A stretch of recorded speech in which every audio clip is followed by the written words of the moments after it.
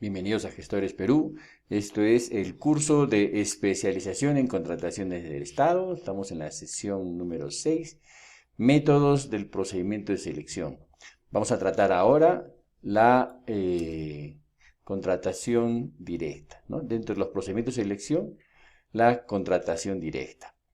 ¿En qué consiste la contratación directa? Bueno, en este caso, eh, por razones de oportunidad, en principio, y también porque no se justifica un proceso de selección, se procede a una contratación directa en la cual no se produce la selección de postores, sino que de las fases que son actos preparatorios, pasamos de frente a la identificación del contratista y otorgamos la buena pro. Es un procedimiento de contratación en el que se contrata directamente por invitación, autorizados por el artículo 21 y artículo de la Ley de Contrataciones y artículo 53 del reglamento de la Ley de Contrataciones.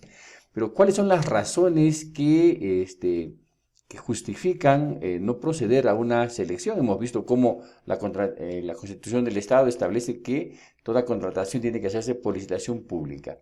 Bueno, pues son razones de orden eh, que justifican la no necesidad de la selección. Veamos cuáles son, ¿no? Por ejemplo, tenemos, de acuerdo al artículo 100 del reglamento de la ley de contrataciones, el caso de la contratación entre entidades. Entre una entidad y otra entidad, obviamente no podemos hacer una selección, ya que en este caso las prestaciones que a título oneroso que se van a realizar, pues no las presta otra entidad, ¿no? Caso, por ejemplo, de, digamos, la contratación del alquiler de la planta de asfalto, en este caso de Copesco, por ejemplo, para el caso de Cusco, ¿no? Una entidad determinada tiene una planta de asfalto, otra entidad la necesita, se realiza una contratación entre entidades, ¿no? No se justifica o hacer una convocatoria, una selección entre proveedores, ya que no todos los proveedores, casi ninguno, cuenta con este tipo de equipamiento, y especialmente en el caso de entidades públicas, este tipo de equipamiento, conforme a su ley de creación y demás, ¿no? La ofrece en condiciones, claro, económicas, hay un flujo de dinero, pero especiales. La otra condición es el caso de emergencia. En situación de emergencia, realizar un procedimiento de selección va a ocupar entre 20 a 22 días en una licitación pública, y en ese contexto, todo ese tiempo, la oportunidad en la que se hace la entrega de los bienes después del proceso de selección, evidentemente hace que estos sean excesivamente tardíos, es decir, ya no son oportunos. La situación de emergencia obliga a acciones inmediatas. ¿Qué son acciones inmediatas? Bueno, porque su misma palabra lo dice, de inmediato.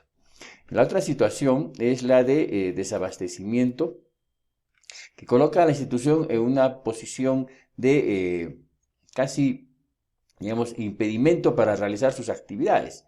Llámese, por ejemplo, el caso de combustible, la dotación de papel A4, 70, 75 gramos, etcétera,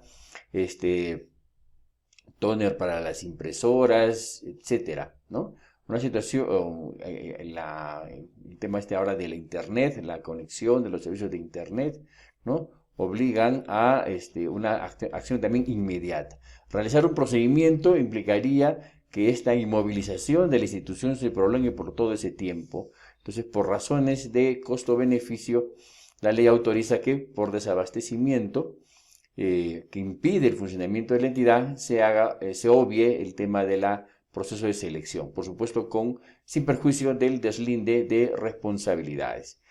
Lo mismo ocurre en caso de secreto, de compras sujetas a secreto.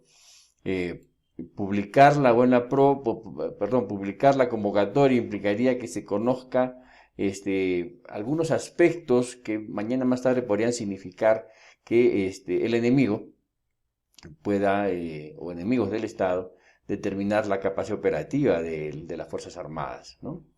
En caso de servicios personalísimos, servicios de publicidad para el Estado, servicios de consultoría que no son obra, respecto de la continuación o actualización del trabajo previo, contratación de bienes con fines de investigación, adquisición y arrendamiento de inmuebles, culminación urgente de un contrato resuelto o declarado nulo, servicios de capacitación de interés institucional y defensa de los funcionarios. En todos estos casos no se justifica realizar un proceso de selección por razones de tiempo o por razones de que el resultado será indiferente, ¿no? Examinemos una por una ahora, ¿no? En el caso de la causal de contratación directa entre entidades, tenemos una entidad contratante y una entidad proveedora. ¿Cuáles son las condiciones para que opere este tipo de contratación directa?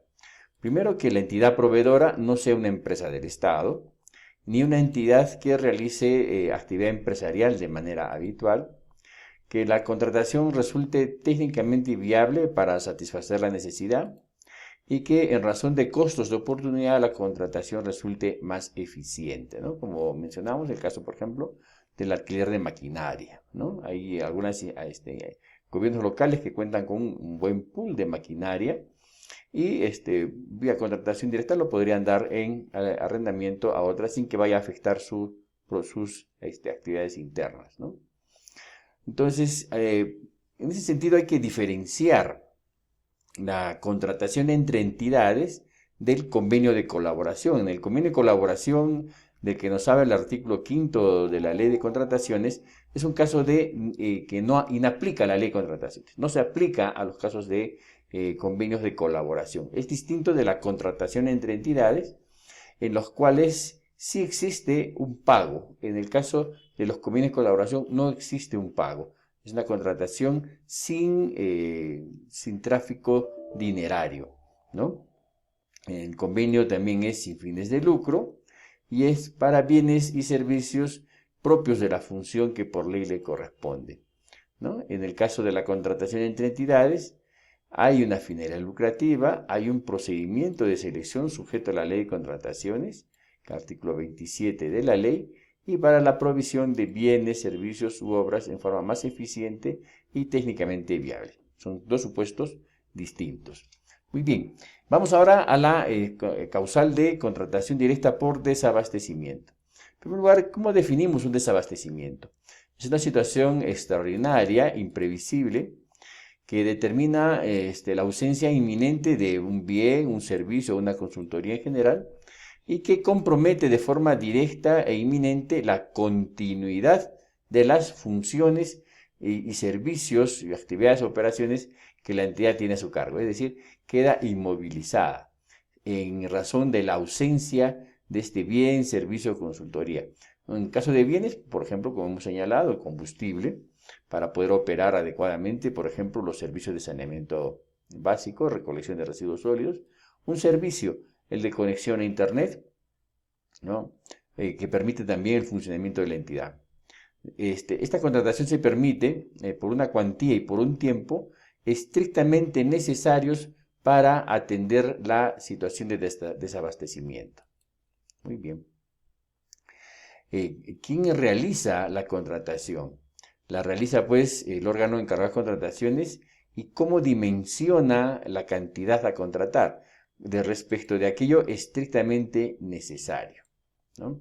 Cuando corresponda atender el resto de necesidades, estas se deberán hacer como un procedimiento común que excede a la contratación directa por desabastecimiento.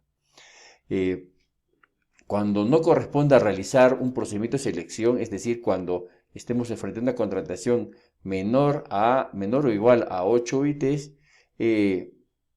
se procede simplemente a la contratación de ese tipo, menor a 8 UITs, ¿no? Ya no recurrimos a la contratación directa por desabastecimiento. Es importante señalar que la contratación directa por desabastecimiento no procede en 5 casos. En contrataciones cuyo monto de contratación se encuentre bajo la cobertura de un tratado y se haya originado en la negligencia o dolo del funcionario servidor de la entidad, por periodos consecutivos que excedan el plazo del tiempo requerido para superar la situación, es decir, más allá de lo que es estrictamente necesario, para satisfacer necesidades anteriores a la fecha de aprobación de la contratación, por prestaciones cuyo alcance exceda lo necesario para atender el desabastecimiento y en vía de regularización. la contratación directa por motivo de, o por causal de secreto militar. Como señalábamos, a efectuar la convocatoria pública podría revelar la capacidad operativa de las Fuerzas Armadas, el cual constituye un secreto de Estado, ¿no? Para poder desenvolverse de la forma más adecuada. La contratación por secreto militar o orden interno, sin embargo, no está libre de un procedimiento interno. Se tiene que aprobar mediante decreto supremo de la PCM, refrendado por el sector correspondiente, y en este decreto se aprueba la lista de bienes que van a ser adquiridos. Este decreto supremo no se publica en el Diario Oficial Peruano, pero como documento interno existe como tal y se regula por el Decreto Supremo 052/2001 PCM y por la Directiva 07/2001 de Contraloría General de la República. Este mismo instrumento debe indicar quién es la entidad autorizada, sea las Fuerzas Armadas, la Policía Nacional del Perú, los órganos del sistema de inteligencia, etc. Y para su adquisición debe contar con la opinión favorable de la Contraloría General de la República. Veamos ahora el caso de proveedor único como causal de la contratación directa. Cuando los bienes, servicios en general o consultorías solo pueden ser obtenidos mediante un determinado proveedor, ¿no? Por ejemplo, vamos a contratar la adquisición de un bien inmueble que tiene que estar destinado al funcionamiento del local institucional, ¿no? De la municipalidad. En ese caso, lo propio es que se encuentre en la plaza de armas de la localidad. Y para ello solo hay un bien que cumple las características que se han señalado en las especificaciones técnicas. Por tanto, no tiene sentido realizar un proceso de selección si el bien que se requiere solo es uno, aquel que está en la plaza de armas, ¿no? Es el caso en que el proveedor único se determina por las especificaciones técnicas particulares o cuando el proveedor cuenta con derechos exclusivos, llámese de royalty o derechos de autor. A ese respecto, la opinión 197 de 2017 de la Dirección Técnico-Normativa nos señala que el término exclusivo hace referencia a un proveedor que ostenta un determinado privilegio frente a todos los demás proveedores.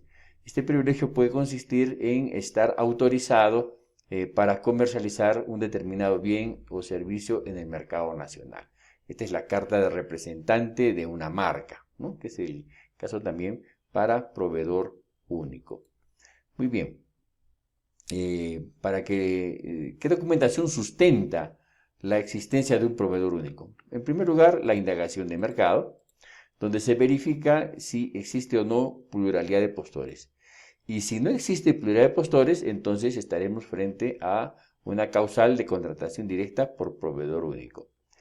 ¿Qué pasa si existe más de un proveedor en el mercado nacional, pero o no desea participar o se encuentran imposibilitados, ¿no? Impedidos por alguna sanción?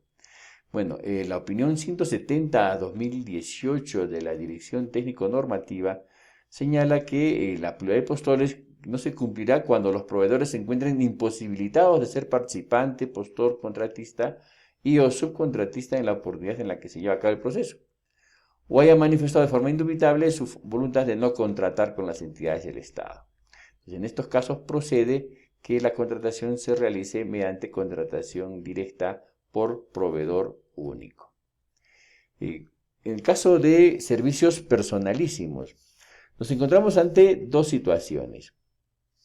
O los servicios, se trata de servicios especializados, profesionales, artísticos, científicos o tecnológicos, brindados por personas naturales, siempre que se sustente en dos situaciones muy específicas: o la especialidad del proveedor o su experiencia reconocida.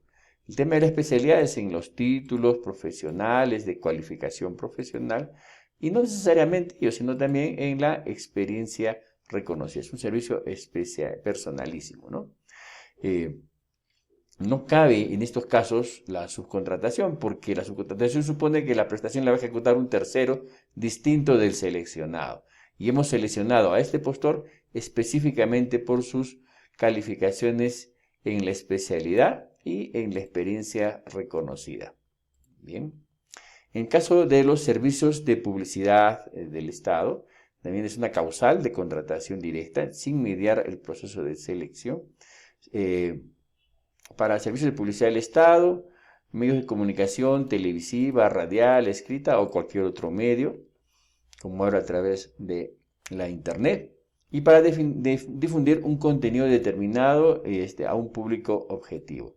Sin embargo, existe una norma que es la Ley 28874, que conforme a la opinión 167 nos establece que no se contrata a dedo, por decir, porque está sustentado en una preselección realizada pues conforme a la ley 28874, que exige cuando menos que se sustente en un plan de estrategia publicitaria con descripción y justificación de las campañas de difusión publicitarias y una propuesta y justificación técnica de la selección de medios. Es decir, no se trata de un solo medio, sino hay una selección de entre los medios, ¿no? A este respecto justamente nos señala la opinión 167-2017 de la Dirección Técnico-Normativa del OCE, que en caso de las entidades requieran contratar servicios de agencias o centrales de medios, agencias de publicidad y cualquier otro servicio de mediación publicitaria, deberán realizar previamente el procedimiento de selección que corresponda. ¿Cuál? El que señala la ley 28874 y que concluye en una propuesta y justificación técnica de la selección de medios. ¿Cómo es en el caso de los consultores individuales? También está permitida la contratación directa de consultores individuales. ¿En qué casos? En aquellos en que la consultoría original ha sido declarada nula o ha sido resuelta por incumplimiento. En estos casos se requiere de la continuación y o actualización de la consultoría de obra, pero bajo las condiciones de mantener el enfoque técnico original de la consultoría y no exceder los montos permitidos y se realiza por única vez, ¿no? En cuanto que la información preliminar ya ha sido registrada en los sistemas, por ejemplo, de InvierteP, y lo que se requiere es la continuación de esta prestación a fin que la entidad obtenga la satisfacción de su necesidad. Por eso se permite la contratación por contratación directa de servicios de consultores individuales para la continuación y actualización urgente del contrato anterior, ¿no? La otra causal también iba a decir exoneración, que es el nombre que tenía antes, y ahora es contratación directa, ¿no? Ya hemos señalado la importancia de ese cambio, no es una excepción ahora, sino es un procedimiento más, ¿no? Esta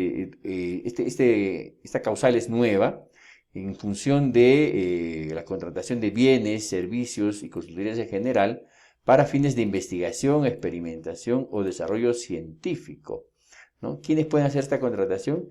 Aquellas que por fin le correspondan dichos fines, ¿no?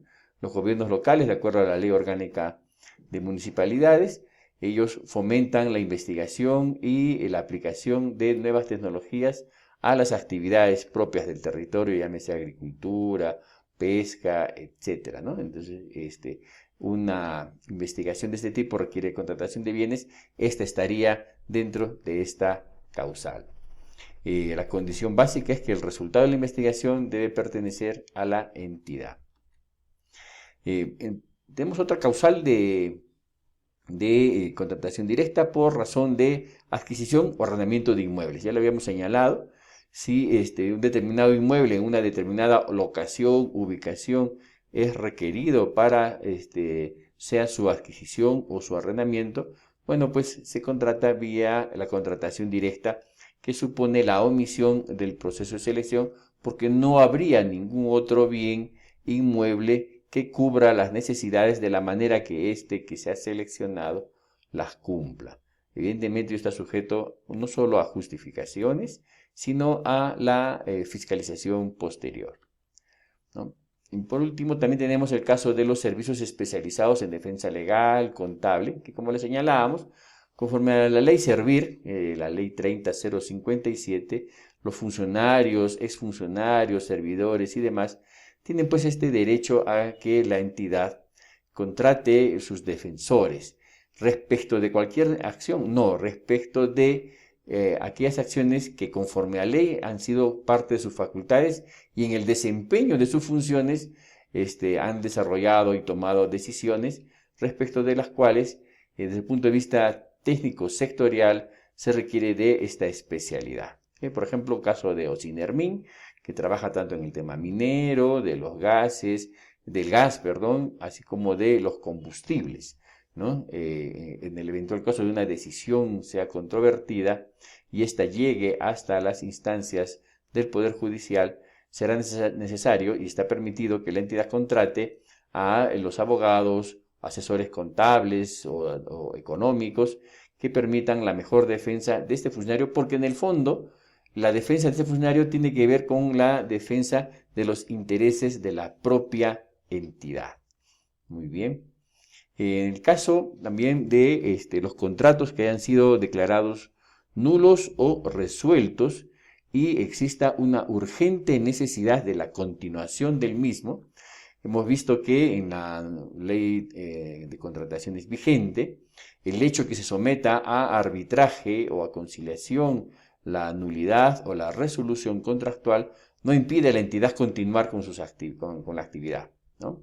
Ese es precisamente el caso. ¿Y cómo la continúa? Bueno, pues a través de una contratación directa por el saldo de obra o por el saldo de la prestación cuyo contrato fue declarado nulo o resuelto, ¿no?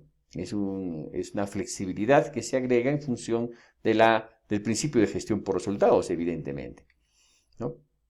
También tenemos el caso de los servicios de capacitación brindados por instituciones acreditadas, ¿no?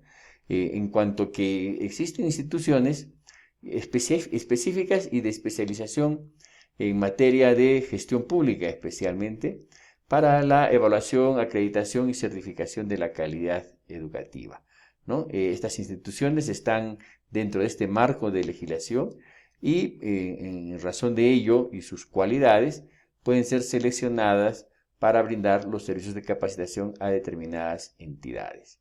Muy bien. ¿Cómo entonces se desarrolla este procedimiento al interior de la contratación directa? Bueno, si se trata de una entidad sectorial que no tiene órgano colegiado, llámese un ministerio, un organismo como Ocinermin, etc. Ocinermin sí tiene consejo directivo. Llamemos un ministerio. ¿Cómo se aprueba la contratación directa? Bueno, por resolución de su titular. Cuando la entidad sí tiene un órgano colegiado, llámese el consejo municipal, consejo regional o un directorio, la contratación directa la aprueba por acuerdo de directorio o por acuerdo del consejo regional o acuerdo del consejo municipal. Sin embargo, algunas de las causales son delegables a terceros y otras no son delegables. Son delegables, por ejemplo, las causales de contratación directa, aprobación de la contratación directa por proveedor único, publicidad estatal, adquisición y arrendamiento, asesoría legal contable y prestaciones pendientes de contratos nulos o resueltos y servicios de capacitación. ¿Cuáles facultades no son indelegables en la aprobación de la contratación directa? La contratación entre entidades por situación de emergencia, situación de desabastecimiento, las de carácter secreto, militar o policial, la de servicios personalísimos, la de consultoría individual y para fines de investigación. Todas estas son indelegables. Muy bien. El documento, ¿basta la aprobación con un solo documento por el consejo? No. Es necesario que el expediente técnico, el expediente de contratación de la contratación directa, tenga uno o más informes del sustento técnico y del sustento legal respecto de la aplicación de la causal y respecto de los alcances del contrato, porque hemos dicho que se contrata lo estrictamente necesario, ¿no? Esto tiene que ser publicado a través del SEACE, salvo el caso de la contratación de carácter secreto, ¿no? Esta documentación de sustento da pues el fundamento, la debida motivación al acuerdo de consejo o resolución del titular que va a hacer la aprobación de la adquisición o de la contratación por este procedimiento de contratación directa. Existen algunas restricciones en la ejecución contractual. En primer lugar, no cabe la regularización, hay que tener mucho cuidado con esto. Las fechas de ingreso al almacén van a determinar la adquisición de los bienes por contratación directa, de manera que no pueden ser incongruentes o inconsistentes con la fecha de su aprobación. Primero se aprueba, luego se emite la orden de compra o el contrato y finalmente se realiza el ingreso de los bienes al almacén. Excepto en el caso de situación de emergencia, en los cuales las acciones inmediatas, mediante las cuales se desarrolla, obligan pues a que no necesariamente exista esta correlación de etapas, ¿no? Puede hacerse la recepción en cuanto que ha sido este postor invitado y ha manifestado de alguna manera su aceptación a la invitación a ofertar. Tampoco se permite las contrataciones complementarias ni en razón que éstas suponen una ampliación del contrato y por tanto habrían existido solamente en el caso que se haya incurrido un error en la cuantificación de lo estrictamente necesario. Por eso están proscritas, prohibidas. Los adicionales solamente podrán ser aprobados en caso de la causal de desabastecimiento y por razón de emergencia, ¿no? Pero en estos casos se requiere de un nuevo acuerdo de consejo que apruebe la prestación adicional. ¿Cuál es el procedimiento para la contratación directa? Bueno, una vez aprobada la contratación directa, se invita a un proveedor y oferta su propuesta, ¿no? Debe presentar una propuesta. Por tanto, es necesario tener presente que en la contratación directa siempre van a existir las actuaciones preparatorias que culminan en las bases aprobadas, certificación presupuestal, requerimiento y todo el detalle respecto de los TDR si son servicios o de las especificaciones técnicas si son bienes o el expediente técnico de obra en caso de obras.